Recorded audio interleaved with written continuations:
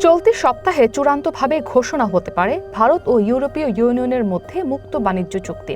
Reuters বলছে, দীর্ঘ প্রতীক্ষিত এই চুক্তি বাস্তবায়নের ফলে ইউরোপীয় গাড়ি এবং মদের ওপর আমদানি শুল্ক উল্লেখযোগ্য হারে কমবে। বিনিময়ে ভারতের তৈরি পোশাক, গয়না, ইলেকট্রনিক্স ও রাসায়নিক পণ্যের জন্য ইউরোপের বিশাল বাজার উন্মুক্ত হবে।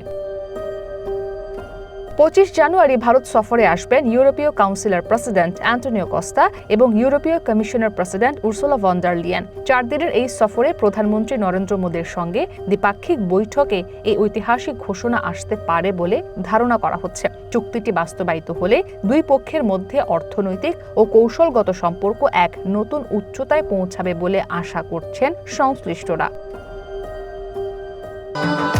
ভবিষ্যৎ হোক নিরাপদ, বিনিয়োগ হোক বিশ্বস্ত, আর আমার পছন্দ সল্ট বে। মুক্ত বাণিজ্য চুক্তির পাশাপাশি একটি নিরাপত্তা ও প্রতিরক্ষা চুক্তিতেও স্বাক্ষর করতে পারে ভারত ও ইইউ। শেষ পর্যন্ত চুক্তিটির বাস্তবায়ন হলে দক্ষিণ কোরিয়া ও জাপানের পর ভারত হবে এশিয়ার তৃতীয় দেশ যার সঙ্গে প্রতিরক্ষা অংশীদারিত্বে জড়াবে ইউরোপ। এছাড়া উচ্চ দক্ষতা সম্পন্ন কর্মী এবং শিক্ষার্থীদের চলাচলের সুবিধার্থে একটি মোবিলিটি এগ্রিমেন্ট স্বাক্ষরের সম্ভাবনাও রয়েছে। 2024-25 অর্থ বছরে ভারত ও ইউরোপীয় ইউনিয়নের মধ্যে দ্বিপাক্ষিক বাণিজ্যের পরিমাণ ছিল $136.5 বিলিয়ন, যা 27টি দেশের এই জোটকে ভারতের অন্যতম প্রধান বাণিজ্যিক অংশীদারে পরিণত করেছে। তবে চুক্তির চূড়ান্ত ঘোষণার পর ইউরোপীয় পার্লামেন্টে এর অনুমোদনের জন্য আরও অন্তত 1 বছর অপেক্ষা করতে হবে ভারতকে।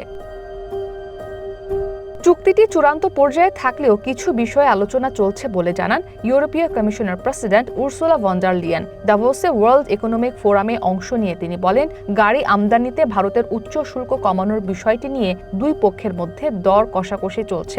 সমঝোতায় এলে ভক্সওয়াগন বা রেনল্টের মতো ইউরোপীয় গাড়ি নির্মাতারা ভারতের বাজারে আরও প্রতিযোগিতামূলক অবস্থানে পৌঁছাতে পারবে বলে আশা প্রকাশ করেন তিনি।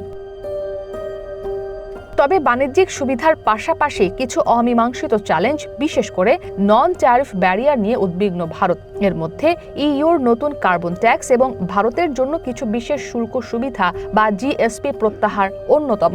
ভারতের বাণিজ্য মন্ত্রণালয়ের মতে এই সুবিধা স্থগিত হওয়ায় দেশটির প্রায় $1.95 বিলিয়ন রপ্তানি ক্ষতিগ্রস্ত হতে পারে, যা কাটিয়ে উঠতে এই মুক্ত বাণিজ্য চুক্তি অত্যন্ত জরুরি। দিল্লির think tank global trade research ইনিশিয়েটিভের প্রতিষ্ঠাতা অজয় শ্রীবাস্তবের মতে এই চুক্তির ফলে ভারতের তৈরি পোশাক ও চামড়াজাত পণ্য রপ্তানি বেড়ে যাবে। একই সাথে বাংলাদেশ ও ভিয়েতনামের মতো প্রতিযোগী দেশগুলোর সাথে সমান তালে পাল্লা দিতে পারবে ভারত। ইসরাত মুক্তি, ওয়ান ইন্টারন্যাশনাল ডেস্ক।